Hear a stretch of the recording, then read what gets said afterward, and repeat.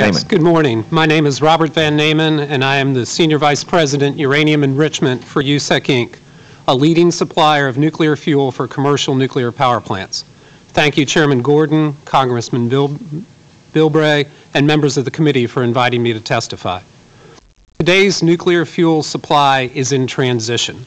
While in better shape than a decade ago, much remains to be done to support the expansion of nuclear power. Domestic companies constructing new facilities face stiff competition in a market dominated by foreign, vertically integrated firms. As we increase our capacity, U.S. companies need the assurance that their investment of resources will receive the support necessary to revive the industry to a self-sustaining position. Unless we take steps now, we will lose our ability to affect nuclear's future expansion and use. Let's start with mining and milling of natural uranium.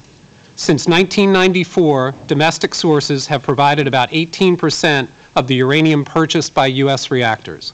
Since 2003, the price of uranium has risen from $10 a pound to more than $95 a pound for long-term contracts. At this price, domestic miners have begun to expand or restart existing mines. While it is unlikely we would ever be able to supply all of our needs with domestic production, the countries with the greatest uranium reserves are close allies. The Department of Energy also maintains a large inventory of uranium in various forms. The second step of the fuel cycle is conversion of natural uranium to uranium hexafluoride. The lone U.S. supplier of conversion, the Converdyne plant in Illinois, has recently expanded and can now meet about 80% of U.S. demand. After conversion, uranium must be enriched to raise the concentration of the fissionable isotope uranium-235. The United States has one operating uranium enrichment plant, the Paducah Gaseous Diffusion Plant in Kentucky. USEC operates under lease from DOE. Domestic supplies come from three main sources. The Paducah plant, about 12%, the Megatons to Megawatts program, where USEC supplies about 43% of the market from LEU, blended down from Russian nuclear warhead material, and European producers make up the rest of the market needs from their overseas production.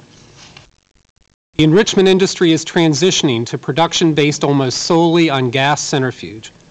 One advantage of gas centrifuge is modularity.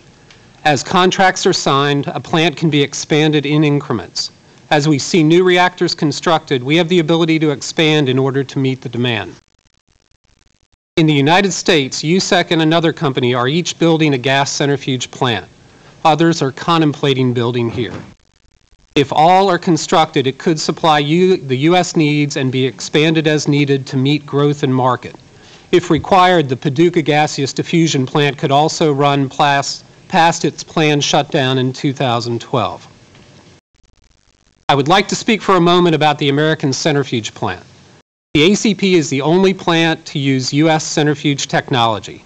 Owned and operated by a U.S. company, it is the only technology that can be used to meet national security needs, but at the same time does not benefit from foreign government ownership and support as does its competitors.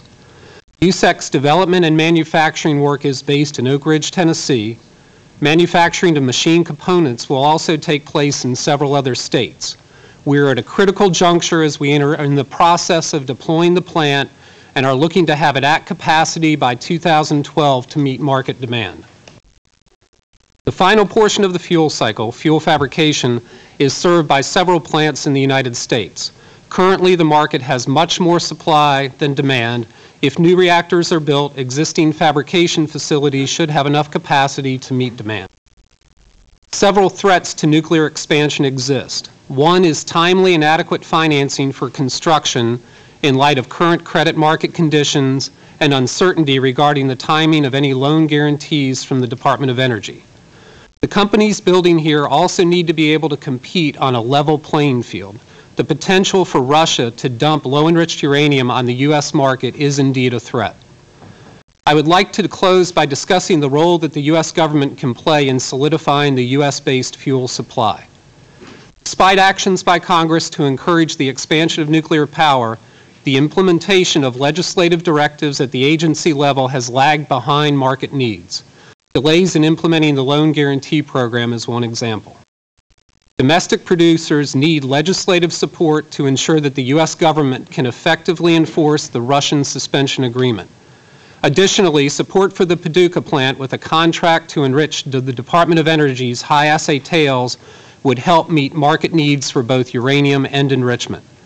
DOE needs to complete its plan for managing and selling its uranium inventory to provide market clarity on how DOE's inventories will affect supply. Our mutual goal should be the expansion of nuclear power.